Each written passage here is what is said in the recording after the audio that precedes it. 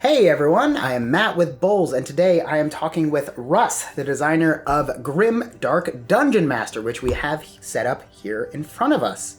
Hey Russ, how you doing? I'm doing well today, Matt. How are you? I am doing very well, because I'm excited to learn about Grim Dark Dungeon Master. Can you tell us a little bit about the game? The whole concept of Grim Dark Dungeon Master really came from the idea, could you take a classic game like maybe Fury of Dracula or Descent or Doom, those one versus many sort of like several players versus an sort of an evil player who's trying to, keep you out of the dungeon. Could you take an idea like that, make it fun, fast, something you could play in an hour so that the replayability is really, the dungeon is different every time. You don't have to look things up to set them up. It's very fast. And then when you play again, it's like, ooh, now I want to try the role of the Grim Dark Dungeon Master. Maybe I want to try the role of the Templar and kind of switch around what you want to do every battle, We got to play a little bit earlier. One of the things that really stood out to me is just how much the dungeon changes every time. One of the design criteria being that the game plays fast, like in about an hour, meaning that you can't spend a whole, and I'm including setup in that, right? So a lot of these classic dungeon crawling games that were one versus many back in the day, they have these really intricate rule books with complicated scenarios, and the dungeons are pre-designed. In this game, you just start off with the sort of the stairway into the dungeon, and neither side knows, neither the Grimdark Dungeon Master nor the hero side knows how the dungeon's going to grow as you play. And because there's so many different tiles, there's only thousands of permutations. You'll never have the same game twice. Only thousands. Only thousands. But then we have 3 expansions, so there'll be tens of thousands. So as you're exploring the dungeon, one of the really interesting mechanics that stuck out to me is that tiles flip throughout the game. How does that work? We wanted the dungeon to feel grim and dark and full of evil, and that really meant that the tiles, every room or corridor you enter in the dungeon, you wanted to feel like it exudes darkness. But all the tiles in the game are double-sided. The hero players can purge the tiles of evil, and that will flip them over to the purge side, meaning that they're now, maybe they have boons for heroes, but they also might have direction indicators on them that force the Grimdark Dungeon Master to put the objective in a specific spot that might be beneficial to the heroes. So this is a very collaborative, competitive dungeon building game. Very asymmetric play, right? The Grimdark Dungeon Master, his turn structure is completely different than the hero turns, but each hero, those 3 hero players are working together against the Grimdark Dungeon Master, so that part's co-op. But the competitive nature of building the dungeon is what's also, we think, makes the game a little different, because not only does the Grimdark Dungeon Master has a lot of control over the dungeon, but so too do the heroes. They can flip tiles over to influence where the objectives are. So it's really sort of a race to design the ultimate dungeon, to either find the objective or kill the heroes before they can do that. So it sounds like there's a lot of different ways that both sides can really strategize how they want to engage with the dungeon building and then exploration of. What are your some real quick pro tips for each side? Well, the hero players, the big strategy play for them is as they're doing their ability cards, right? Each hero has a set of 6 different abilities they can activate that really make them unique, whether it's Chain Lightning from the Archmage or Hammer Slam from the Dwarf, right? And these abilities all have different actions that happen immediately, but they also have what we call persistent effects in the game that are basically buffs to themselves and other heroes. So those combos, be careful as you're a hero player, watch for those combos, set the right combos up based on the kind of enemies you're currently facing in the dungeon, those minions.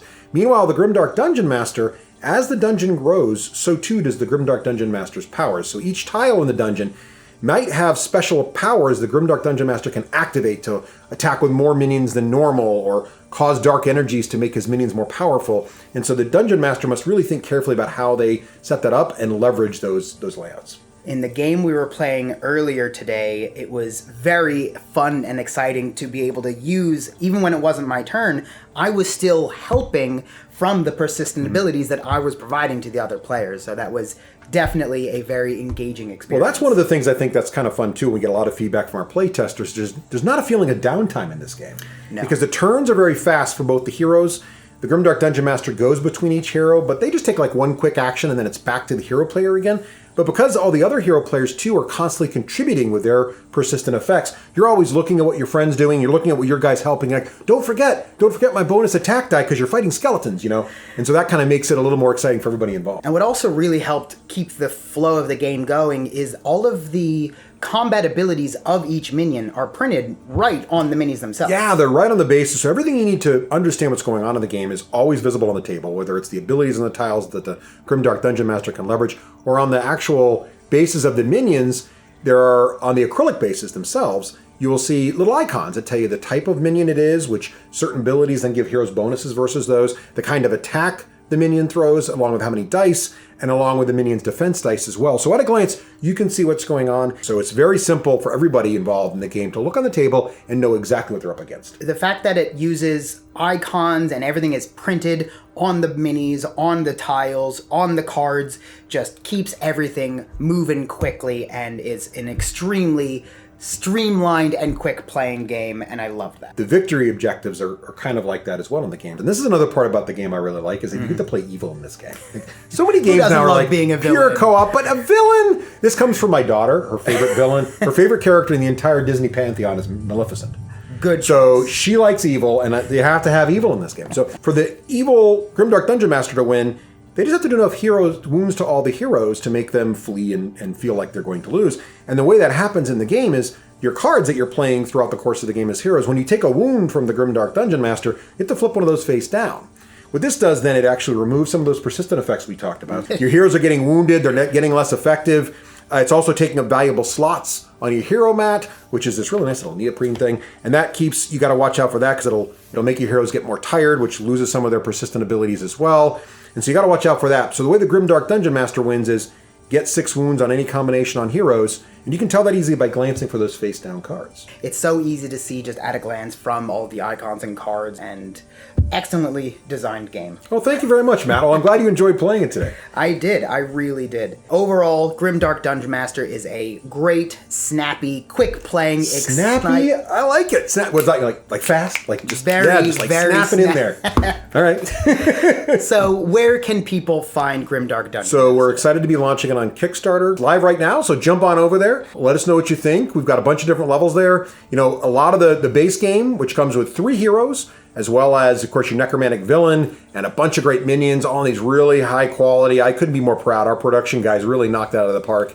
These really thick plastic acrylics that are just fantastic. But also, if you're a miniature gamer, there are levels and tiers. You can get some nice 3-dimensional, great-looking models as well. So if you want to go that route, that's an option for you too. That is Grimdark Dungeon Master. It is currently live on Kickstarter. You can find the link for that and all of the other Grimdark Dungeon Master things that you will need in the description of this video. Russ, again, thank you so much for joining us. It was great to have you and great to be able to play this game. Any final thoughts? I was just excited to be here in the studios. As a longtime fan of Bell Lost Souls, this is cool. But also, thank you again for taking the time today. And I just like you called the game snappy.